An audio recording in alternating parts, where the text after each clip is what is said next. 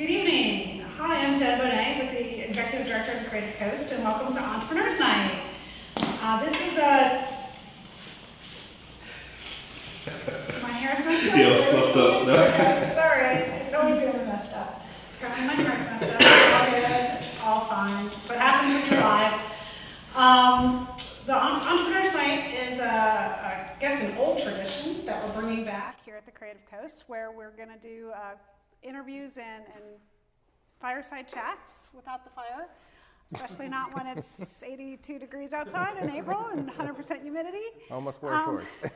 but the idea is to create some content and start telling Savannah's story around the story of Savannah being a center for innovation, and interesting things around creative technologies and logistics and healthcare and digital and things that we excel at, but nobody's telling that story. So the Creative Coast wants to take on the mission of telling that story to the world, and this is our first opportunity to do so. This evening, I have with me Robert Gadd, founder, CEO of OnPoint Digital, an e-learning company here in Savannah. That's right. 10-year overnight success story. And we're just going to have a conversation and learn about what they're doing, how they got there. So Robert, why don't you start off by... Let me fact check you first. So I'm co-founder, Co-founder. and I'm only a president because Okay. CEO sounded way too pretentious. Okay. And it's been 17 years, so 17 it's years. which is or 311 man years of effort or something like that. Wow. But yes, we first Why question. don't you tell us what origin story? OnPoint does first? So OnPoint Digital is a software and services company that devises. We have a set of software that our customers use to train their employees, train their customers, train their partners on their policies and procedures, and keep them in compliance. So it's e-learning. You know, it's the whole world of e-learning, but we have a slightly different spin on it. Far more flexible, far more mobile-centric, far more collaborative, social than the things that you would buy from one of the big institutional vendors, or what we call the four horsemen of the LMS apocalypse, who are just have their own. They may have all the customers, but they don't necessarily satisfy them in the way they think is interesting and innovative. So that's the niche we fill. Excellent. Mm-hmm. And how did you stumble upon that niche? So I was, I've been a serial entrepreneur as I started preparing for this mentally, I had to reflect on all the things that I've done in my path to get here tonight, and 38 years of technology under my belt, and it's in my previous life we had purchased a learning management system for a software company that I was running, and it was one of these fast growth situations where, how do we take this product that we created and get it to as many people as possible? And one of my customers at the time and my investor at the time was Cisco Systems, which was, on a tear. And they ended up putting $10 million into the company because they liked the software. And they said, no, in order to train our people all over the world, you should get into this e-learning thing. And we're like, we just can't put somebody on an airplane and send them somewhere. And they said, no, it'd be far easier if you did X. So we bought a system, and then a couple years later we bought another system, so we were used to paying a lot of money for interesting enterprise software. And this was right at the right at the cusp of the .com thing becoming the .bomb thing. And as that started to fall apart and we started looking for something else to do, I thought this e-learning thing was kind of interesting, but why did it have to cost so much? So let's build a product that can do that and do it at a much lower cost basis. So that was it was democratizing learning for the masses. Why does something have to cost $300,000 when it could cost $5,000 or something like that? And that was the theory. That's what we put together. That's not necessarily what we are today, but that's how we started. Right. Mm-hmm. But people are doing that more generalized theory today, right? So there's the Udemis of the world, and the online schools and the MOOCs, and there's been a lot of changes and evolution within our market over the years. But there's still, it's strangely one of these industries highly fragmented. and the big players don't play. You know, there's no presence from Oracle, there's no presence from Microsoft, there's no presence from Google, you know, in an institutional sense or in an enterprise software sense. So it's a lot of little vendors that are duking it out. And there could be as many as 700, believe it or not, you know, within that marketplace. So we have a very small piece of all of that. But you know, there's enough to eat on for everybody if you do it right, and do something that's unique. Mm-hmm. Cool. How'd you end up in Savannah? Through my wife is from Savannah originally, and I was in a technology job that kind of took me all around the country, all around the world, and my office was an airport. So you know, living here was as easy as living in New York City or Washington, D.C., which is were the two places we lived before that. So it was just, you know, how do we get out of the hectic big city thing? And because she had family here, just it was a nice place to visit that sort of gave us a draw to, you know, wouldn't it be nice if we just sort of based out of there? So that's how we found ourselves here. And that was in '98, so just about 21 years ago. We are very glad you're here. Thank you. It's been a nice place for us. Thank you for being here and staying here. Everybody, you know, I think so many other people, you know, find themselves in kind of that same situation. Yeah. If you grew up here and left, you know, it pulls you back for various reasons. Or if you come here, you go, I could make a go of this. You know? Yeah, I think that's the story of our little tribe that we have going in the innovation economy. So tell us a little bit about where you're at now. Here we are, what, 17 years later? How many employees? How many customers? It's a slow burn in Savannah. You know, it's not like you grow quickly. And we have never been, you know, it wasn't, we don't have investors and we don't have, you know, things that, you know, people looking over your shoulder. So it's you know, we'll just grow this at a pace that seemed reasonable and comfortable. But, you know, we started off in a little office on Bull Street, behind a retail store, so we were not even, like we didn't have a storefront, and the two of us here, and one of the refugees that I took from a previous company on the programming side, and he was based in Denver at the time. So the three of us, you know, founded things and got things rolling forward, and you know, fast forward to today, we have just under 50 people. Probably like 2/3 of them are based here. So you know, it's strange to think that we're one of the larger technology organizations in a town of this size, but you know, that's you know, we have figured out a way to pull all these things together and build up what we have.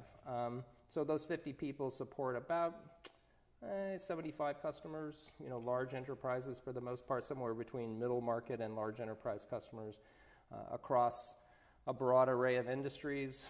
We're very non-traditional in the sense that we don't have a sales force as a company. We just sort of do things on reputation and word of mouth. And somebody that went to this organization and went, you know, left an organization that we worked with and went somewhere else would say, hey, I know somebody that could fix this problem. So I have a lot of people that I should give a Buick to or something because they, over the years, have said, hey, come on in here. And then they'll move 2 years later, hey, come on in here. So that's been helpful. Yes, we are a much transient workforce than we used to be, right? Indeed. For the folks out there, who are some of your customers by name that people might recognize, just so they can kind of get a picture of the type of customer? Some I'm allowed to talk about and some I'm not. You know, that's just the nature of that game. But probably, you know, 25% of our business is in life science or pharmaceutical businesses. So anybody with a large sales force, people out and about that you know, want to learn about their products or teach their customer about their products might have an iPad or you know, a tablet device or you know, a Microsoft Surface or something like that. So they're typical for us. So we have, you know, 5 of the top 20 pharma companies in the world as customers, and then we have large banks, and we have people in the defense world and retail. You know, it's just a little bit of everything. We have no domain expertise besides, you know, packaging and delivery technology, and you know, we try to work with our customer or partner to figure out how to get the things that are specific to their industry, you know, into the software reflected in a way that's going to help them. Yeah, I realized the Pharma Connection, right? So you think they have these armies of pharmaceutical salespeople that go out and knock on doctors' doors. And so when you release a new pharmaceutical product, how do you educate the doctor on that? It's great to have an iPad with a video and all that stuff. I had only recently thought about the banks, because I had thought of banking as being kind of still traditional, but we had a little problem with our banker here at the Creative Coast, and we kept trying to go visit them and realized that they can't sit in their office if they're going to be successful. They have to go to their customers, and they have to go out and solicit new customers to grow their business. And so having tools that allow them to take the educational material just-in-time access to the customers wherever they're meeting their customers. I'd never really thought about it that way before, but it is even the banking industry has been changed by this. Yeah, exactly. This and that, has changed the mobile device, was certainly a North Star for us for many years. It just brought a lot of clarity to a message in an otherwise very crowded field. If you can have and demonstrate expertise and experience in delivering something on a device, it's, there's a Pareto curve involved in this. There 80% of, you get 80% of the offer with 20% of the effort, but what my customer demands is the other 20% that takes 80% more effort. And not too many people will dig in and, the devil of those details. So, but the mobile device, certainly, was the thing that we latched on to early. I'm a gadget freak, so I have lateral filing cabinet drawers full of every possible phone and pager and anything from Sharp Wizards through Blackberries, what used to be a pager Blackberry through through the modern devices of the day. So I was going through my stuff and I found my HP Jornado. Very good. It's still powered up. Sweet. And my Sony camera that used a 3.5-inch disc to store the pictures on. It still works. Wow. Yeah, I just found it.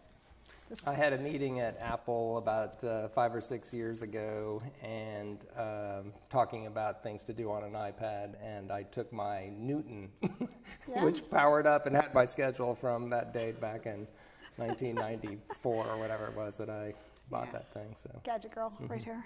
Gadget girl. So a lot of the folks that come here to the Creative Coast and go through our education programs and might be watching are really early stage entrepreneurs. And the number one thing that they're thinking about right now is, how do I get my first customer? So tell us the story about how you got your first customer. First customer. Well, my first customer was my last employer, so it's always good to know somebody. Everything today is so, we're so reliant on our social network, and there's a lot to be mined there. So, anybody trying to get their first customer, go to the people that that like you and trust you, because they'll give you a chance and they'll be, far more forgiving of things that don't necessarily work well or on time. So, that's certainly, and the more credibility they have in the eyes of others, that's only going to help your case. Getting my mom to use an e-learning software package wouldn't necessarily have been very effective. But, I happen to have a fraternity brother that, I hadn't talked to in many years. And he said, "What are you up to in your new job?" And I told him, and he said, "Well, I happen to be the HR director at the country's largest cheese manufacturer." So that wasn't we didn't necessarily think we were going to go into the cheese and whey product market, but that was our first customer, along with my former employer.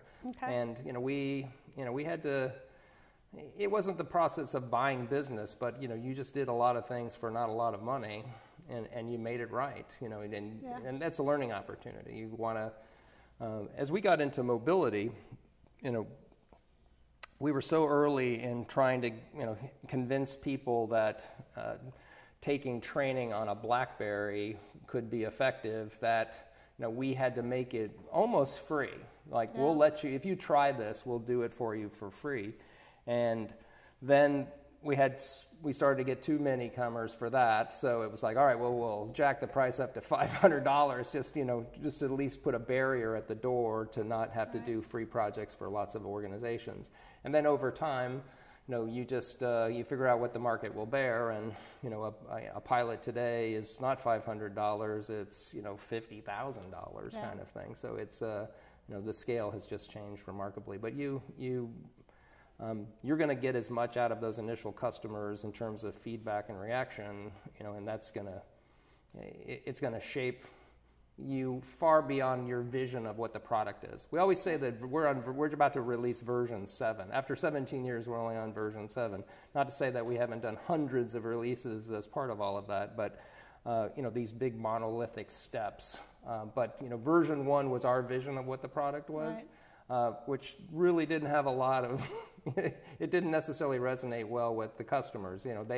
When they first saw what it was, like, well, that's cool, but what if it, and that was 2.0, and that was really the first product that we could get behind. Cool.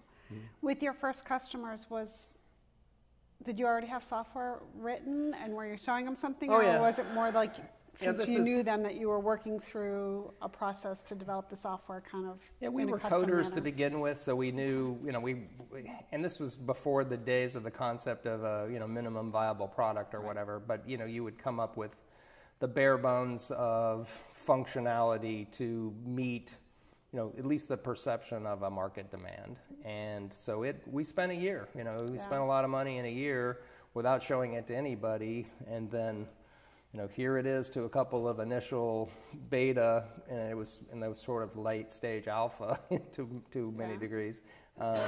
And then, once they got a hold of it and we worked through some of the things, and we found what was successful and what wasn't. And, it used to be that every time we get on the phone and do a demonstration for somebody, or, try to get a new prospect interested, we'd get off the phone an hour later with a list of 100 things that they asked for that we couldn't do. Now it's, there may be only 2 or 3 or something like that. Now they may also be enormous in scale. People have a lot of ideas of what your software should be able to do for them for the price. But it's nice to be in a position where you're not constantly chasing all the things that you don't have. It also helps to not. If you're defining something new in a marketplace, then you can set the pace for this is what people should be expecting. And that's kind of why we went into the mobile side of it, because no one was really doing anything there or doing it well. So we could kind of set the bar for what others would have to come up to.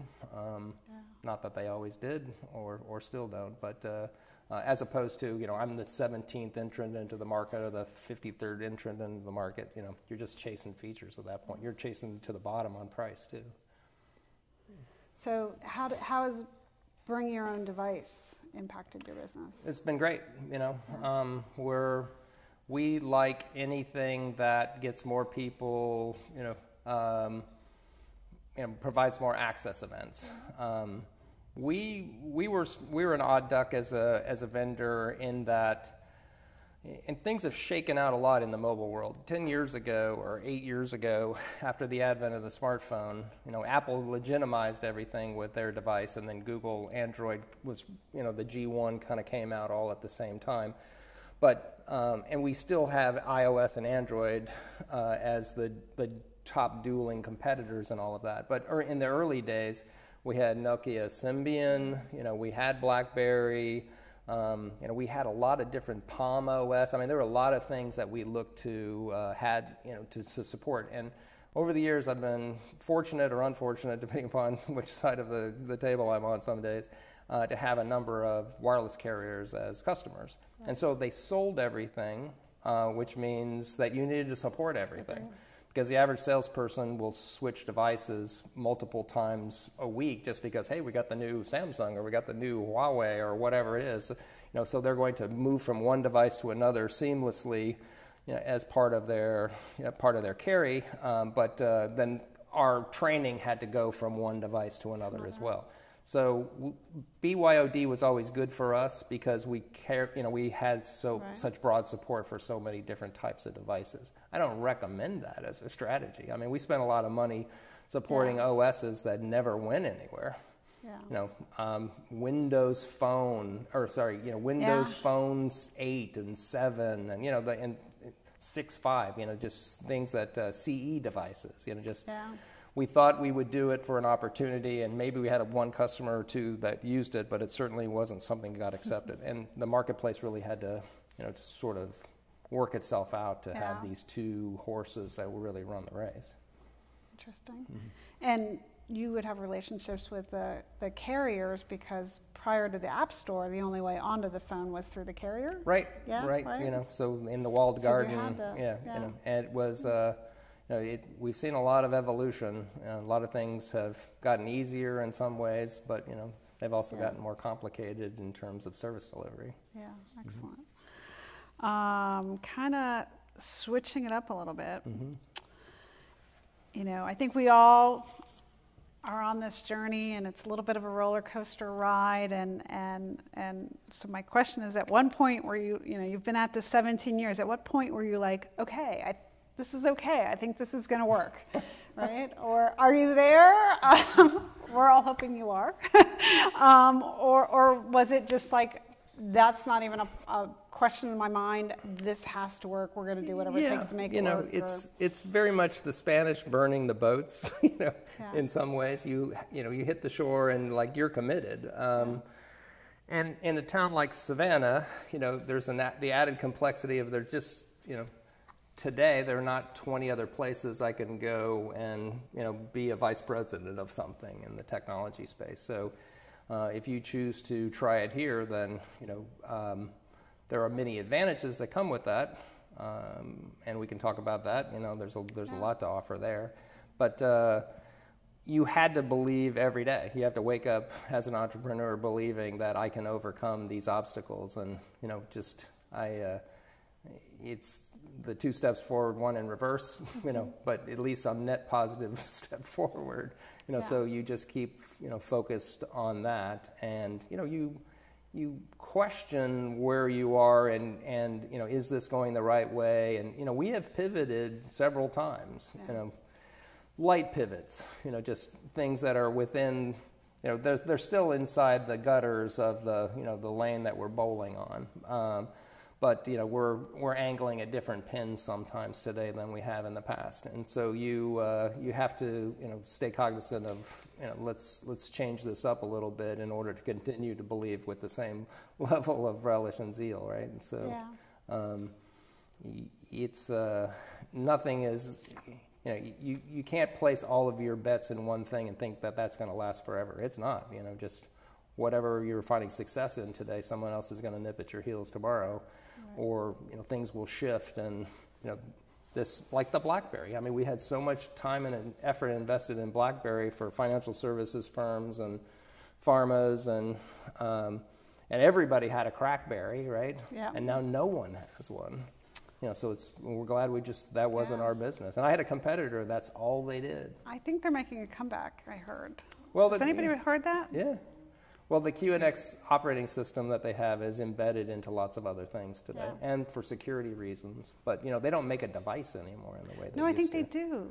Somebody showed me a new CrackBerry with the keyboard, because I missed the keyboard, I have to say. But they don't make it. They don't make it overseas. Somebody else make it.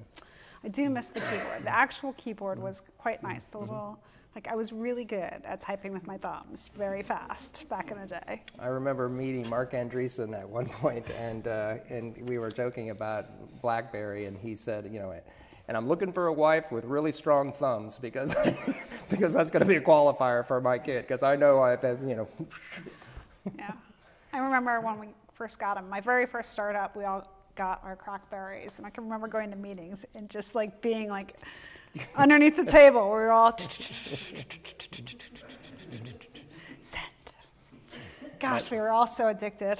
My not that we're not now, but my partner Catherine had a BlackBerry keyboard attachment, Bluetooth attachment to her iPhone.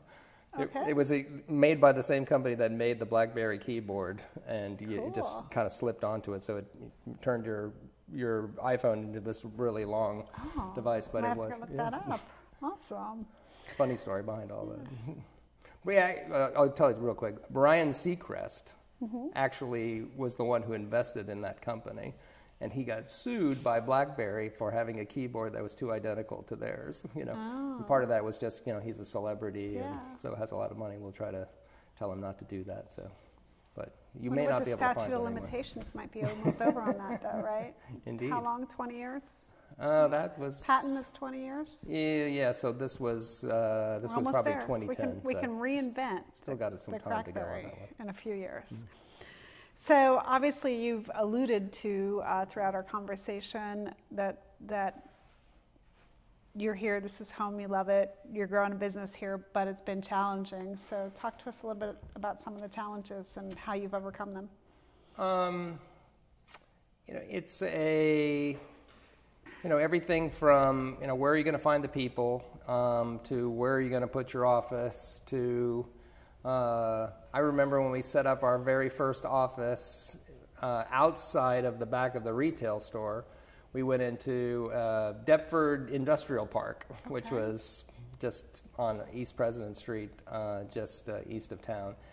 And there were like 10 or 12 offices over there. And we needed internet access. And there was no internet access over there. And, so I called Comcast. I could get Comcast for cable, but I couldn't get internet access in this little industrial park. And I said, you folks really need to be able to give me this. And they're like, well, we're not planning to do that. And they said, and plus, you'd have to go get, at least 7 other businesses in that neighborhood to sign up for internet.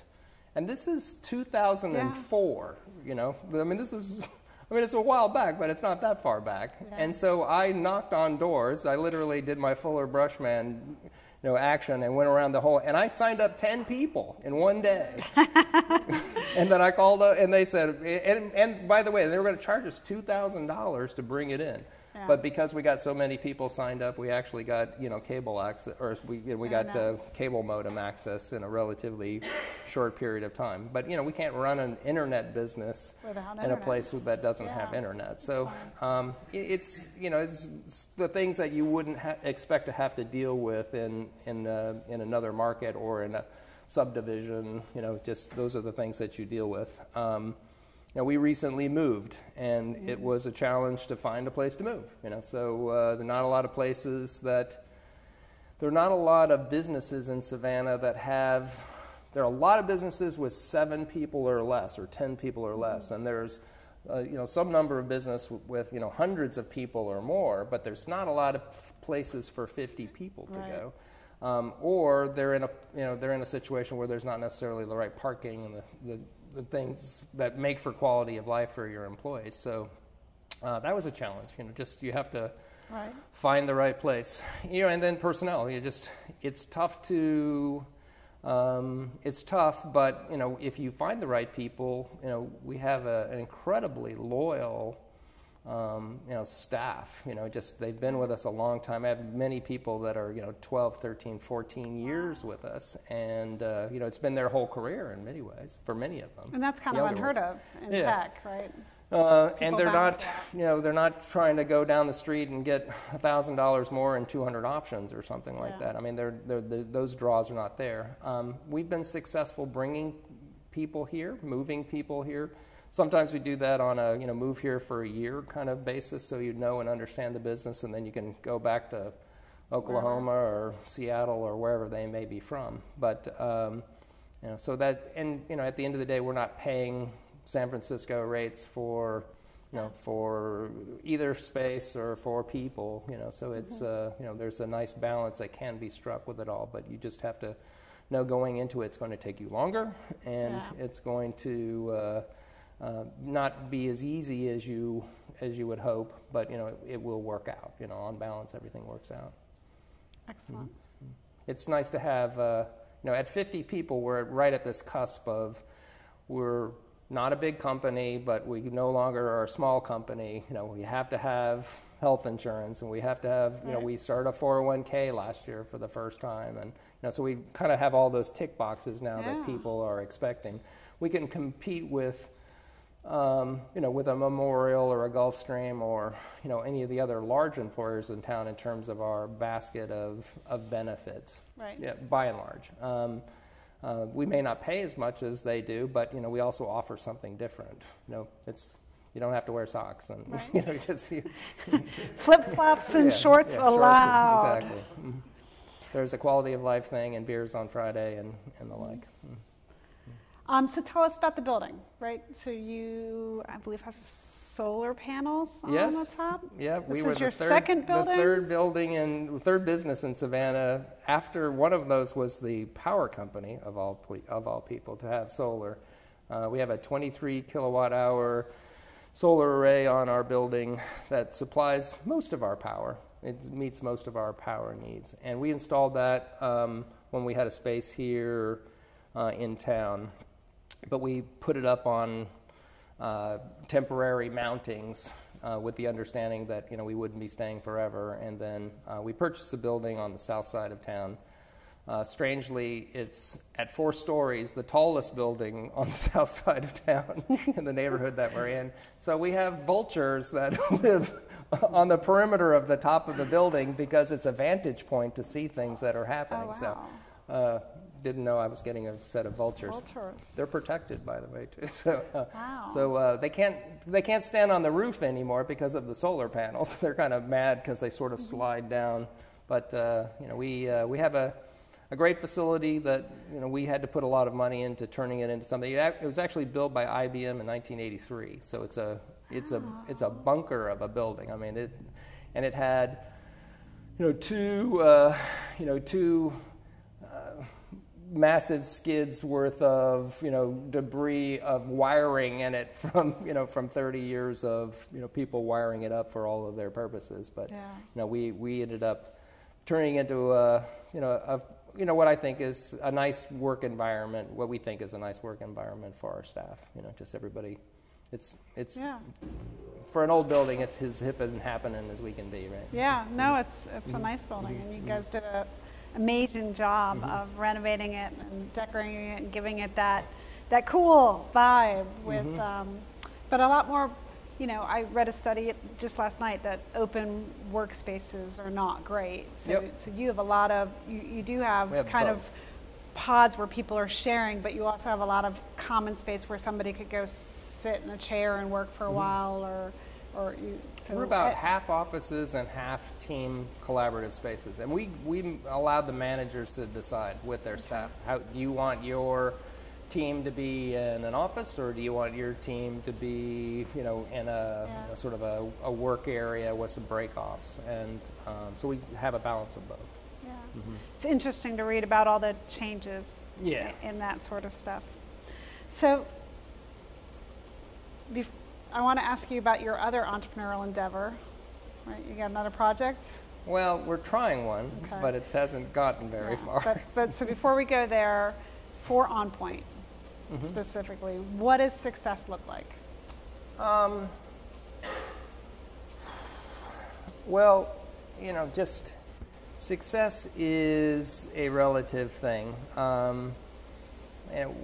Customer retention, there are all the metrics of, increased sales and, customer retention and customer satisfaction. And, we try to do all of those things. I guess we derive the greatest benefit out of seeing our customers accomplish things and hearing their case studies. We try to collect case studies and share them. We do a lot of, we help facilitate a lot of industry benchmarking.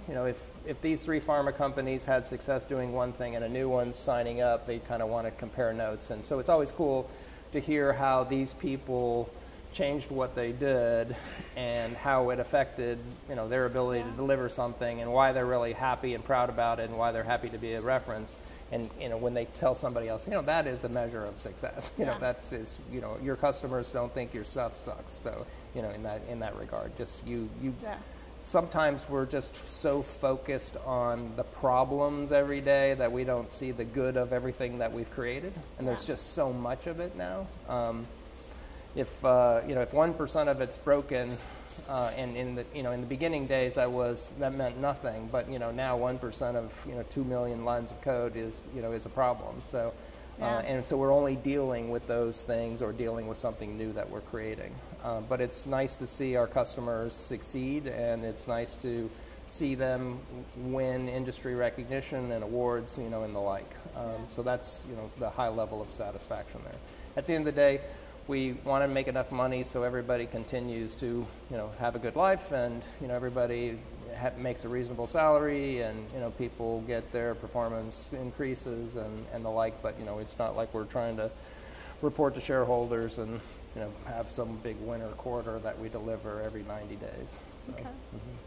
Yeah, I always think, I've done a lot of startups where we've taken a lot of money and the pressure gets insane to sell. Yeah. And you can have built the best thing on the planet and you just want to work on it forever.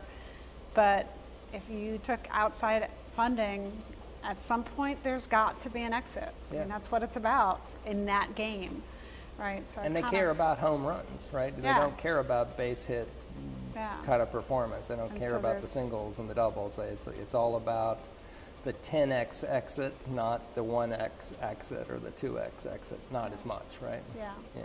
A lot of pressure there. Yeah. I guess, personally, I get a tremendous amount of satisfaction seeing the growth of staff.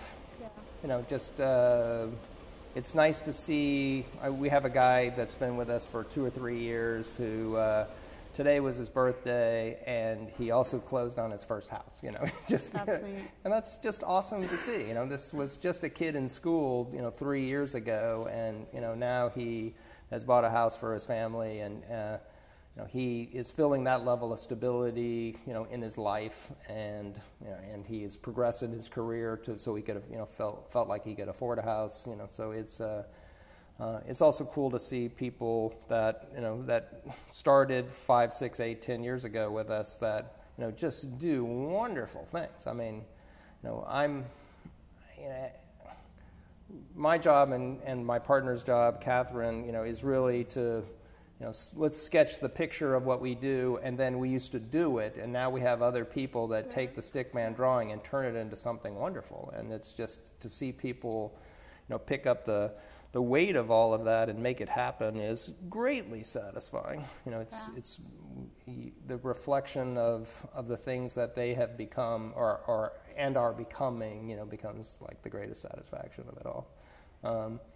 And then we have, our little, we have our solar panels, and we have our green initiatives, and I'm a blue state guy in a red state, in so many ways, and it's kind of funny in Savannah, but but we try to promote the things that are important to us while still doing good things for the staff. So if you drive an electric car or a hybrid car or something, we give you a stipend for that, because we believe in that, and we want our employees to think about that and believe in it and make that, help them financially get to that.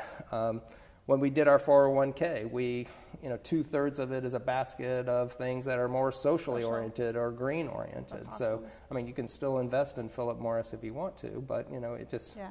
Or Altria or whatever it is, but we try to. It's not like we're trying to push our agenda on people, but we're trying to promote those things in the best way that we can. So, do you have charging stations for cars? We don't. We need one. I've heard it's really hard. That's why when you said you're getting We've everybody got 5 electric, of them, so you would think we would have some, but most people don't I live understand that far. I understand it's very hard to get appropriate licensing and stuff in the city to do that. And I've actually talked with a major car company about it, so maybe soon to come. So tell us a little bit about your new venture. Well, we've been attempting, something down that green alley, to try to do something for expanded polystyrene, EPS, styrofoam, kind of recycling. So it's it's been an interesting. We've planned this thing out for the last 2 years. It's kind of shred it meets recycling. It's kind of, but it's very clean lab coat type of situation. We're not trying to recycle clamshell food containers that have last night's Chinese food in them. We're trying to take EPS that people deal with every day. I bought a TV, or in the medical field, or even in construction. This styrofoam is something that collects, and it just goes to the landfill. I mean, there's nothing to do with it. And recycling is just getting harder and harder and harder. China's basically said we don't take anything anymore. So that's why, I mean, the cover of the paper just last weekend, had a big article on the changing dynamics of all of that. And no one has really dealt with styrofoam ever. So we've attempted to, establish an entity to deal with this, but we got to have a place, and in Savannah, it's kind of harder to find a place than you might expect for zoning reasons and for so we've had a couple of false starts there, but it's still something that we're trying to do, and it's just a side project. Yeah.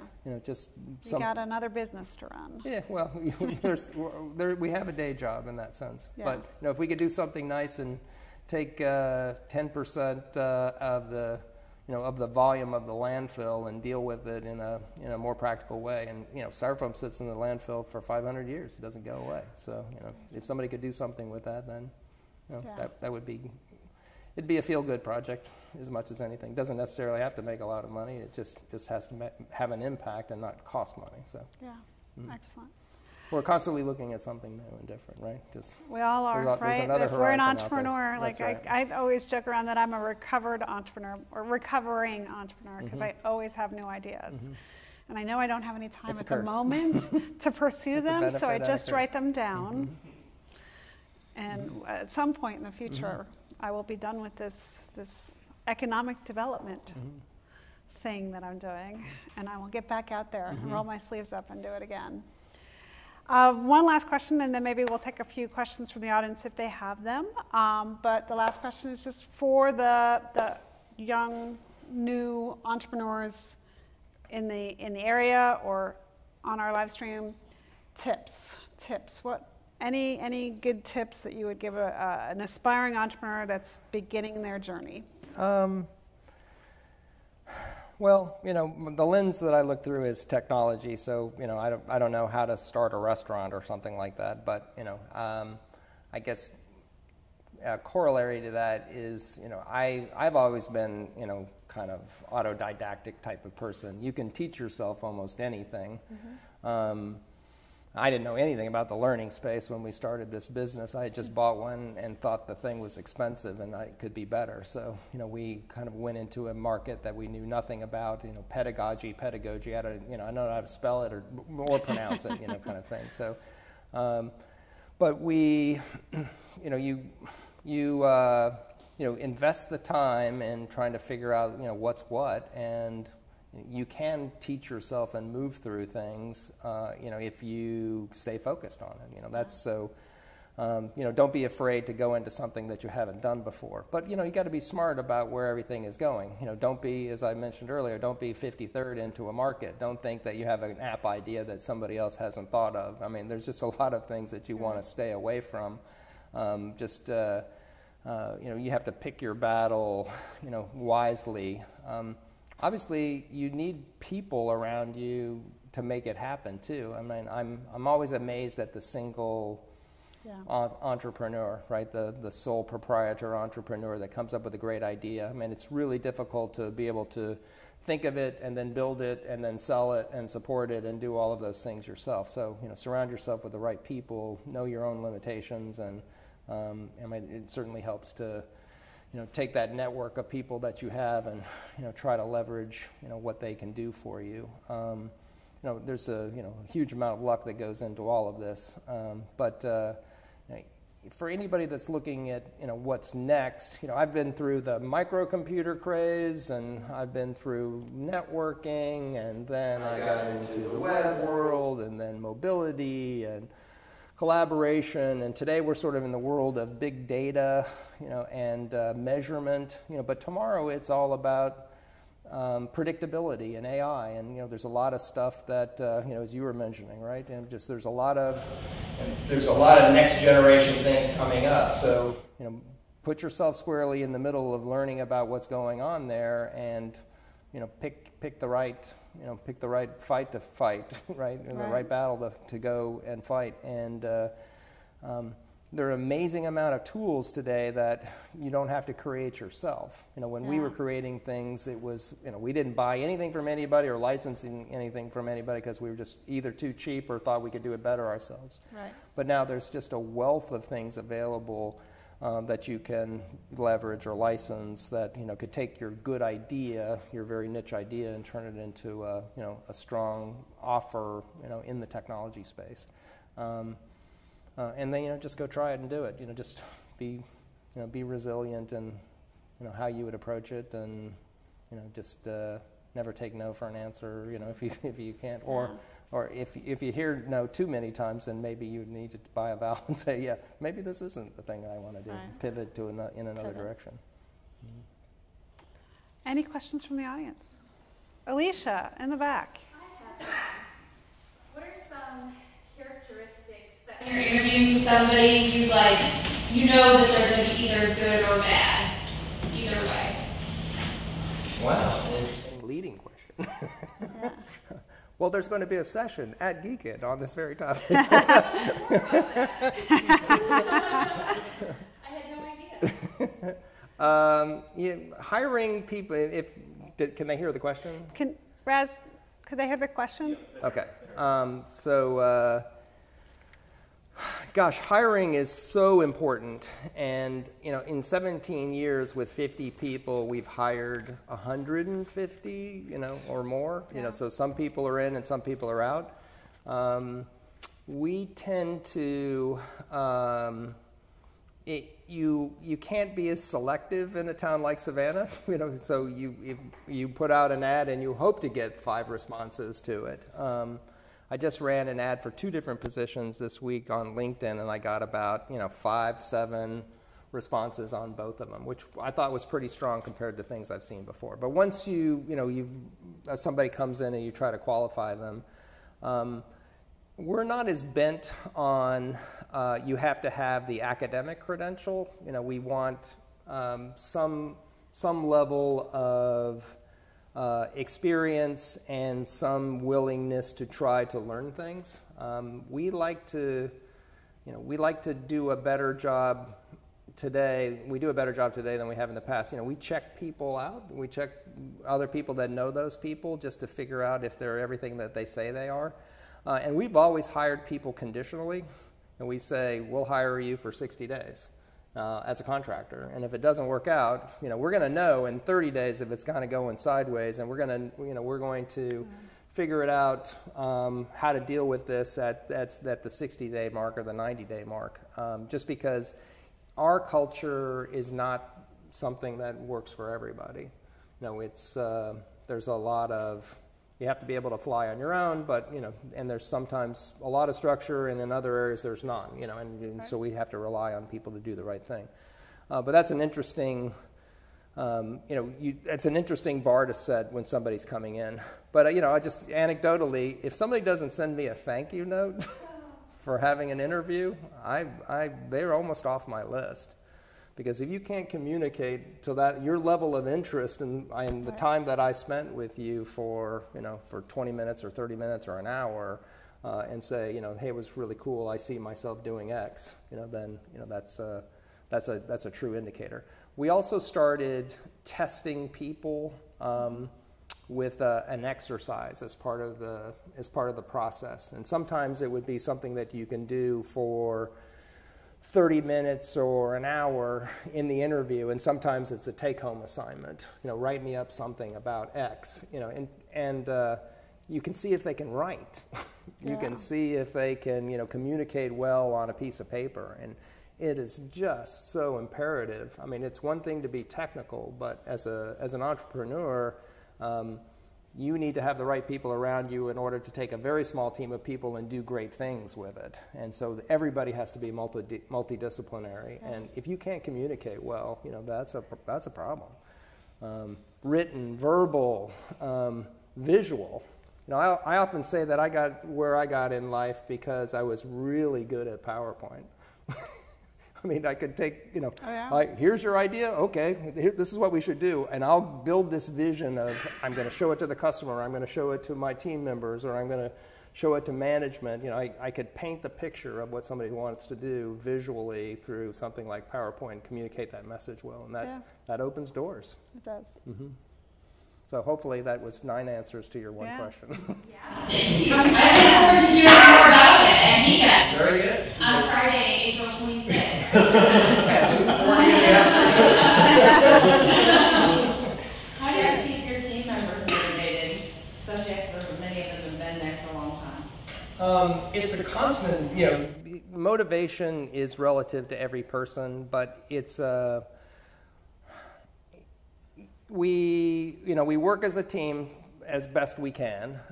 There's lots of departments now, and so there's all sorts of different fiefdoms and things that are happening. We try to do team building exercises as best we can, but you know, we're not going to go get on the slow ride thing for an afternoon. You know, some people would like to do that because it involves alcohol, but give them challenging things to do. You know, because we keep following a new wave and what's happening in our industry. You know, we've gone, you know, from basic online to, you know, into mobility, and then social, and then gamification, and then predictive, and, you know, and UX, you know, so they're staying up with the trends. And so that in and of itself, you know, gives them 3 jobs worth of benefit for having 1 job. And so that becomes the motivation. It's not enough, but it's a lot, right? It's a lot of it that I get to do cool things here. And hopefully do that with people that, you know, I like and learn from and respect. And they, you know, they get a lot of cross-pollination with one another. So it's probably, you know, it's more incumbent upon me and you know, myself and Catherine to, you know, just try to channel all of that, right? There's a lot of creative energy coming out of them because we give them a lot of leeway, but then we have to use it for good, right? You know, I often say that we don't do VR because I would not understand what it is that they're looking at when they're in those things, right? You know, I know it's cool and topical and interesting, but, you know, are they really, you know, I think they would be working, but I have no idea what they're doing when they're like inside their goggles all the time. So anyway, hopefully that answers the question. I commend you for the eco-friendly recycling thing. That's awesome. Yeah, you know, and who's to say it's not going to be a bust, but, you know, at least you got to do something, right? Yeah. Mm-hmm. We'll probably have time for one more before One more? my battery lasts. All the way in the back there? Oh, I have a question about the learning management system world in general. So, about 18 months ago, I am one of those sole proprietors you talked about who does everything herself. And I began my fundraising consulting company, and it's gone very well. But I'm often asked the same questions over and over. And so last week I was discussing this with a friend, and she said, oh, why don't you do something educational via your website? And I just wondered, do you have, I've literally just begun this. I came tonight because I saw you were associated with this. Is there a top 5 or a recommendation you have for not the work you're doing? Mine would never be rolled out in the corporate world, but just for that one-on-one type of, you know, that very specific kind of training? Well, it all depends upon what you're trying to do. And what a learning management system does is really, it's about the tracking. It's as much about the tracking to figure out if someone did something as it is about how to deliver it. So delivering information is really easy. You just have a wealth of options by putting something as simple as putting something on your website. If you care to know they did something and who did something, and you're trying to monetize that, then you need to put a little bit of structure around it. And there are actually things that you could buy for $100 a month that would do that for you. I mean, so there's some low-cost solutions to do it. Certainly, you know, we've created something that's such a monster that you know, it's not for the meek, and therefore it's the Fortune 2000s that buy it, and it's a whole staff of people that install it. But the basic principles of that can be satisfied with something that only costs $100 a month. You know. Yeah, there's one called Learn Dash. Learndash, and it's built on WordPress. You know, so it used to be free, and it may still have a free model for somebody to try out, but it's I think the commercial version of that, it's only $100 a month. And it's nice, you know, for what it does. It's like, you know, I always look at it like, wow, that's pretty cool. Isn't there like Teachable, something like a software called Teachable? Yeah, there's. And isn't there like Kajari? So there's a number of them, yeah. Kajari, I think Teachable and Kajari are less. They're not part of WordPress. They're their own SaaS thing. So it just kind of depends on how you want to approach it. Well, that's all we have time for. Robert, thank you for joining me. Thank you, Jen. Thank you for continuing to lead the charge from a technology company perspective. And I'm happy to be on this journey with you now that I'm here in Savannah. Great, thank you. Thank you.